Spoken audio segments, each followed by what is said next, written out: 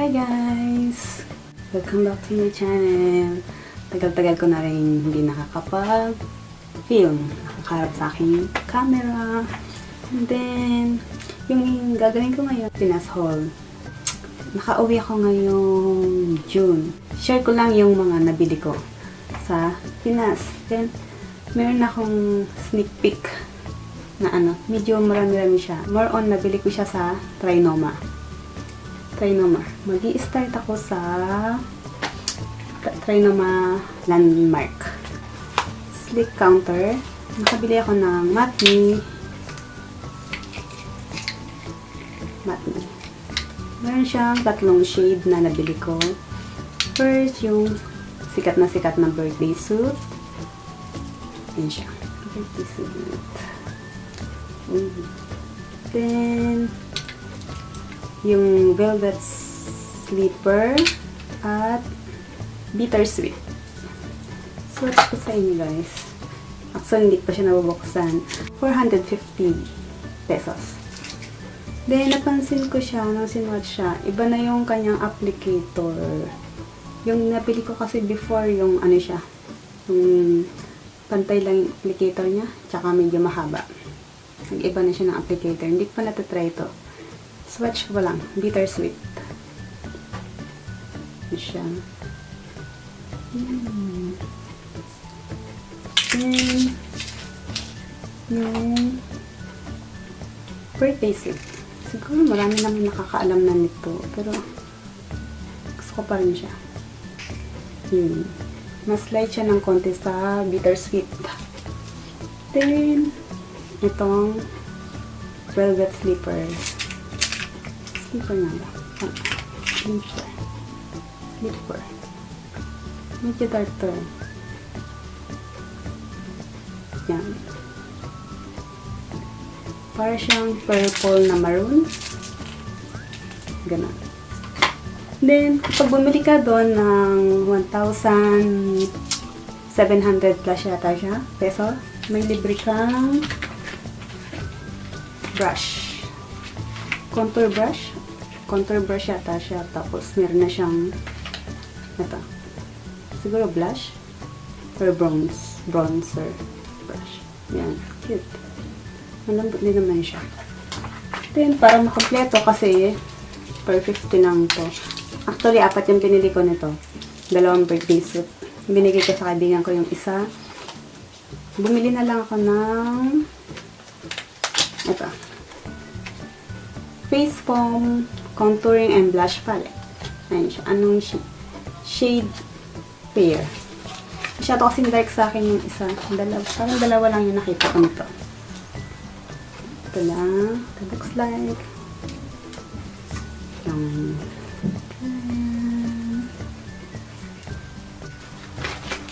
sa taas ng Landmark or Trinoma, 3rd floor, I think, meron mga conceptor doon ng mga online shop.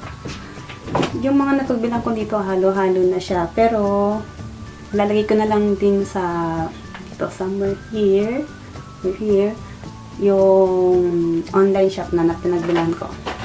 Wala kasi siya nakalagay dito. First is, ito, unahin ko na to.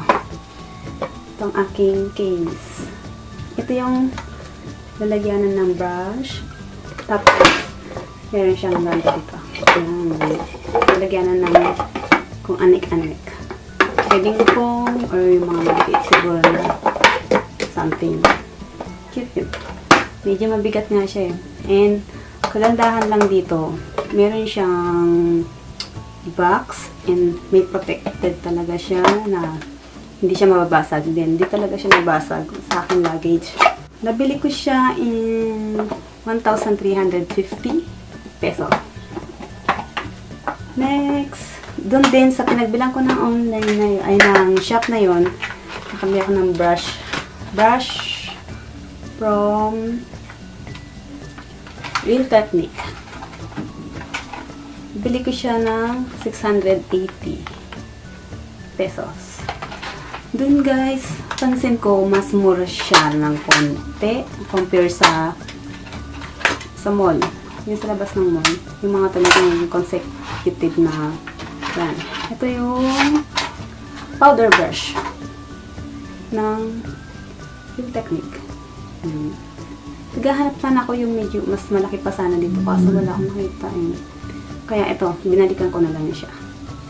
Then, sadya, nabili ko rin yung Wet n Wild na powder brush. Ibibigay ko sana doon sa pamangkin ko kaso nga, inuwi ko na lang. Binigyan ko na lang siya ng iba. Kasi hindi ko pa nagagamit to. Pang ano lang. Yung powder brush. Lambot din siya. First time ko to yung magkaroon ng Wet n Wild. Ito yung unang Wet n Wild ko na product and brush tool. Ito rin. Next, yung Miracle's Complexion Sponges. Apat na yung laman niya. Nabili ko siya ng 1,150. Yan. Kaya dalawa na lang binigay ko dun sa pamangkin ko. Ay, Marie Rose. Binigay ko dun sa pamangkin ko yung dalawa. Kasi hindi ko naman magagamit lahat to. Yun. Next naman is yung butter bronzer ng Physician Formula. Ma-curious lang ako dito. Alam mo more on yung mga binili ko. Mga recommended lang ni Ana Kai. Ilan lang, fan girl. Mas gusto ko kasi siya sa mga review compare sa mga ibang YouTuber. Yan, buksan natin siya. Hindi mahirap. Nabili ko pala siya ng 750. Ang shade ko is bronzer 6676. Ito siya. Dito. Yan. Then, pag binuksan mo siya, paano ba siya? Pag binuksan mo, yan. Ipindutin lang yun dito. Then, ayan yung product. Then, sa baba niya, meron siyang applicator. May salamin din siya. Tapos, yung amoy niya, bango. Hindi ko ma-describe. Hindi ako magaling dyan. Then, yung kanyang applicator, palagay ko hindi ko magagamit to. Alam niyo yung applicator ng cushion? Ganun. Mga cushion na nauuso. Parang ganun yung feeling niya. Pero, yan, ganun. Wow, lambot. Next na product ko is yung NYX Angel Veil NYX Angel Veil Skin Perfecting Primer. Face Perfecting for yun. Oil free. Oil free daw siya.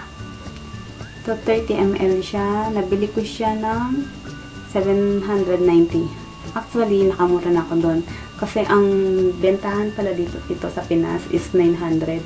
Pumunta kami doon sa SM North. May stall sila doon ng NYX, NYX. 900 daw. Buti na lang walang stock doon. Di ako bumili. Bumalik na lang ako ng Trinoma.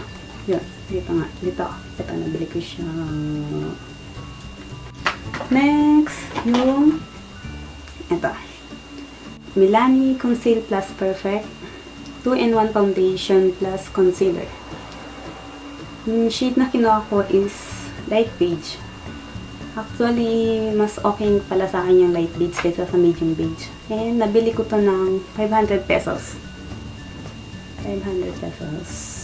Yun siya. Next item is ito.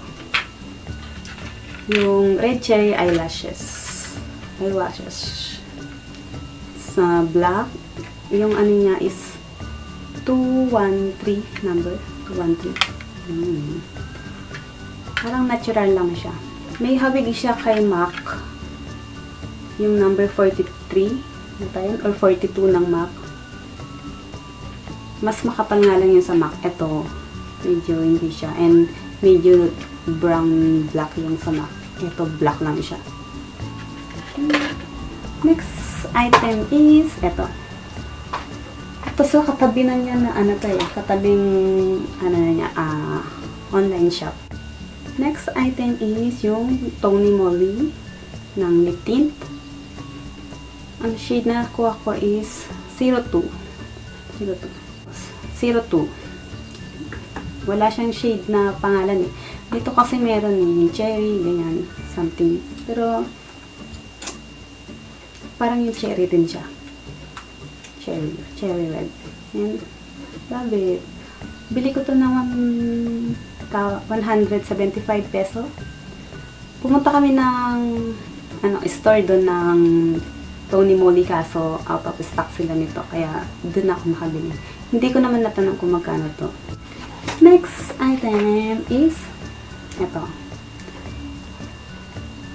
Earthspan. Ang tawag ito. Loose face powder. Yun. Yung Earthspan. In shade translucent. I think translucent. Wala siyang nakalagay. Pero alam ko translucent to. Ayun. Translucent. 500 to 550 ko yata ito nabili. RMK deodorant. Whitening deodorant. Nag-start na akong gamitin siya kagabi. Siguro mga 2 weeks. Makikita na siya, no? Or 1 month. Sana hindi ko lang nakakalimutan. Sa gabi na lang ako nakakapaglagay. Yung sa ano naman ng Maybelline. Counter ng Maybelline. Fit Me Matte Plus Poreless Foundation. Ang shade ko is 220 Natural Beige. Beige Natural. Natural Beige. Nabili ko siya ng $3.99. Pag may time, gagawin ko to ulit na. Hello, ubusan na ako ng battery. Next na, yung Fit Me Matte din siya ng concealer. Ang shade naman na nabili ko dito is kinuha ko is number 20. Number 20. Ito medyo mas okay yung shade nito sa akin. Nagawa ko ng review tong dalawang to. Next naman is, kasi nga wala, eyebrows. Life. Bili ko nung yung BYS na brow gel. Ito yung ginamit ko lang sa Pinas. Ito rin yung gamit ko ngayon. Ang shade ko dito is brunette 01. Ayan. Pag binuksan mo siya, ayan siya. Medyo mamasama siya. Dahan-dahan lang sa paggamit. Then, meron siyang ditong applicator. Pero hindi ko siya ginagamit. Didikit mo lang siya dito, ganyan. Naliliitan ako or nahihirapan ako sa ano. Kasi malaki yung kamay ko. Ito pala, nabili ko siya ng 399 pesos. Next naman is yung Features and Shades. Dati kay Fanny Serrano yung pangalan, di ba? Gulat ako. Yung sa eyebrow naman niya. Ito yung binili ko para doon sa aking eyebrow. Ayan. Maganda to pang travel. Mas okay siya. Ayan. Mas safe siya na hindi marumihan. Hindi magkahalo-halo. 175 pesos. Then, yung Nichido Final Powder. Dalawa yung pinili ko. Yung Creamy Glow at saka Eyebrow Glow. Yun siya. Dalawa. Ito kakagamit ko lang ngayon. Ayan. Tunay ko lang siya. Nichido Final Powder. Alam niyo naman, 150 each. Next naman is, yun. Sa ano rin pala, sa SM North, may MAC doon na counter. Kasi wala akong lipstick noon. Bumili lang ako nung MAC na lip liner in shade Heroine. Heroine. Ayan. Ayan siya. Ayan ko siya nito. Ayan. Feeling ko itong dalawang to maganda siyang pagsamahin. Ayan. Okay. Wala yung lip liner na bili ko siya ng 1,050 pesos. Next naman is ito, sa Watson. Ito. Siyempre, yung first, yung IY Korea na Aqua Moisturizer. Bumili ako ng 4. Then, yung facial wash. Ito, first time kong gamitin dito. Ngayon ko lang gagamitin. Next naman yung, may tube na pala yung 2 Minute Miracle Whitening. At saka, Yung eye white 2 minute whitening miracle. Yung naka-tube na yung binili ko. Dati mga naka-sachet lang binibili ko. Bumili ako ng 3 yata. Next naman yung eye white baby holic. Siya yung gamit ko ngayon. In shade beige. Try ko lang pang everyday pag nagmamadali. Mas okay to. Then, ito. Yung Garnier Micellar Cleansing Water. Ganda rin siya. Para din siyang yung ito. Yung Bioderma. Pero mas gusto ko pa rin to. Mas moisturizer pa rin siya. Nag-moisturizer pa rin siya. Makeup remover to. Guys? Makeup remover. Guys, hindi ko na alam yung mga price nito guys ha. Sorry do sa iWhite. Hindi ko na alam yung mga price nila. Then, ito din. Hindi ko na rin alam yung price niya. Sorry. Then, ito naman yung Snow Skin Whitening Cream. 1,450 or 75, ganun. Wala pa siyang 1,500. Then, yung Snow na lotion. Ito talaga yung mga iniimbak ko. Kailangan marami magpapagni. Yun. Tapos, ito pala. Wait. Yung aking Baby Bench bubble gum. All time favorite. Kapag sa work, ito lang yung ginagamit ko. Or yung Victoria's Secret na vanilla. Then, yun lang guys. Thank you for watching. Medyo mahaba-haba to. Ayun. Pasensya na sa dulo. Minamadali ko na siya. Kasi ang aking battery ay nagpipika-pika na. Nag-warning na siya. Kanina pa siya nag-bling. Ay, wala akong vlog sa Pinas eh. Puro kay Ayumi. Pero kay Ayumi, na-vlog ko naman siya. Yan lang guys. Maraming salamat. God bless po. Bye. Mwah.